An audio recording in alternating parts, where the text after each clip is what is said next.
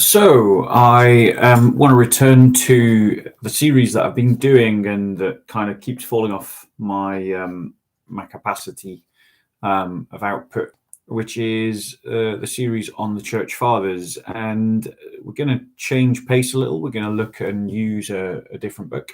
And this book is Early Christian Spirituality, written or edited by Charles Cannon Gieser.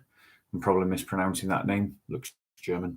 The sources of early Christian thought, and the series editor is William G. Rush.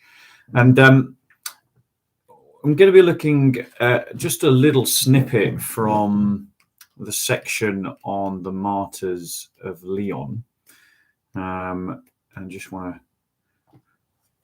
to just talk about that a little bit. So the Martyrs, the letter on the Martyrs of Lyon was sent from Lyon, or at the time Lugdunum, which was known in Roman times in antiquity as the Tres Galilee, or the Three Gauls.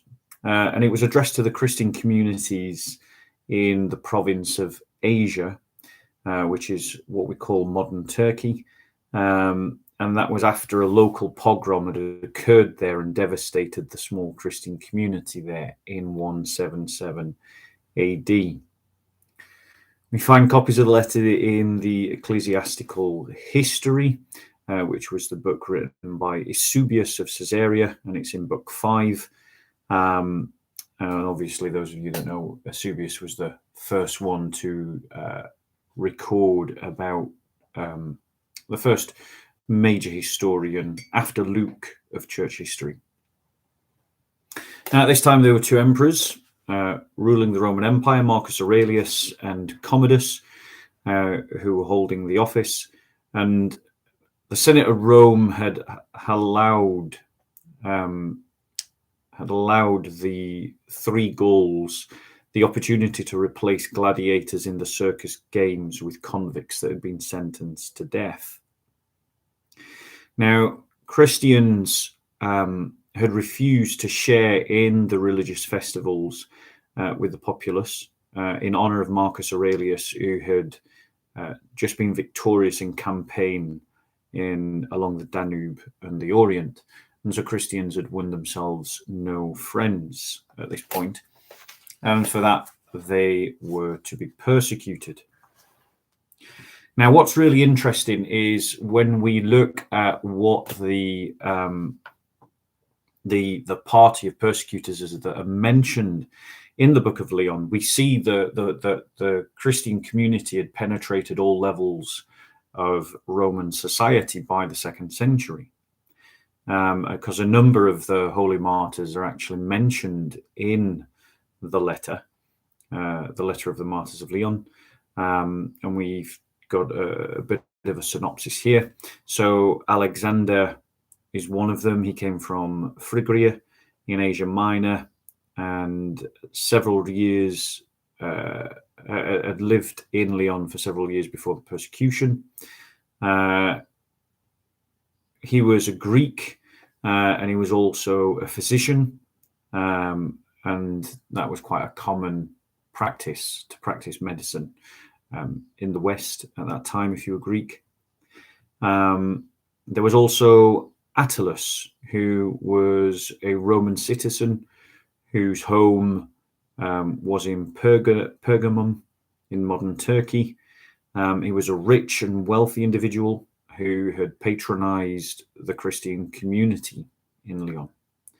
But what's most interesting is that this band of martyrs was led by Blandina, a slave who had belonged to the indigenous population, a woman who had no specific function in the community, but who was someone who in the letter emerges as the Holy Martyrs band of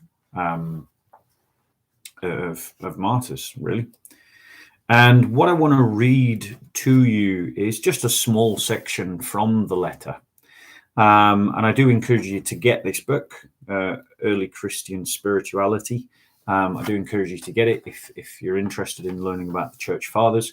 And I just want to read to you a small snippet before commentating on it. We read, "As for Sanctus, he too endured with extraordinary, indeed with superhuman courage, all that inhumanity could devise. These evil men were hoping that through the persistence and severity of the application of their tortures, he would be forced into some admission.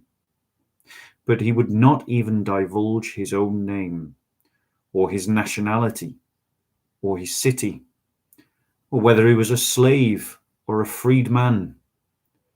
To all their questions he replied in Latin, 'I am a Christian.'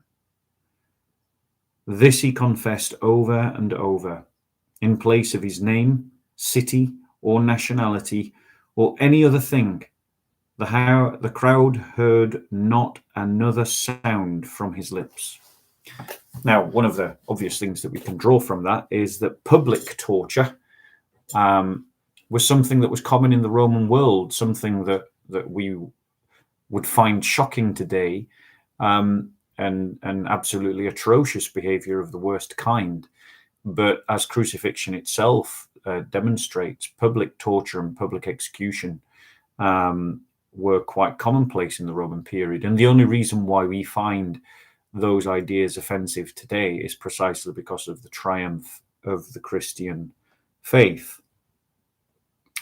And what I wanted to draw out from this is that the holy martyr Sanctus, when he was questioned on things like his name, or whether he was a free man or a slave, or what city he came from, or what nationality he was, his only answer was to say, "I am a Christian, I am a Christian, I am a Christian." Because to the martyrs in the early church, the only identity that really mattered to them was the one that says, "I am a Christian." And they were being persecuted precisely because of their faith. They were being persecuted because they were Christians. So rather than shrink back from that identity, their response was to double down on it and to say, "I am a Christian." And I think that presents challenges to the modern church that claims that it wants to maintain this early Christian spirituality, is that how much of our identity as Christians is actually built and based on the identity of being Christian. When someone asks us our nationality, are we willing to say, "I'm a Christian"? When someone asks us our class, are we willing to say, "I am a Christian"? When someone asks us what city that we come from, are we willing to say, "I am a Christian"? The reality is that to the early church, when they were being persecuted for their Christian faith, the only thing that mattered to them was their faith, was their identity in Christ. And when we consider that the saints of the past endured such horrendous tortures as the holy martyr Sanctus did, where does that leave our wishy-washy, limp-wristed, let's not offend anyone, go with the flow cultural Christianity that dominates so many of our fellowships, where we seek so much not to be offensive or to offend or to be involved in any kind of conflict whatsoever, that we present Christianity as a mere club, and the moment that anyone pushes against our faith, we back down and we give ground? Is that what the holy martyrs did? It doesn't look like it when you read the story of Sanctus. So maybe we need to change to be a bit more like these holy saints.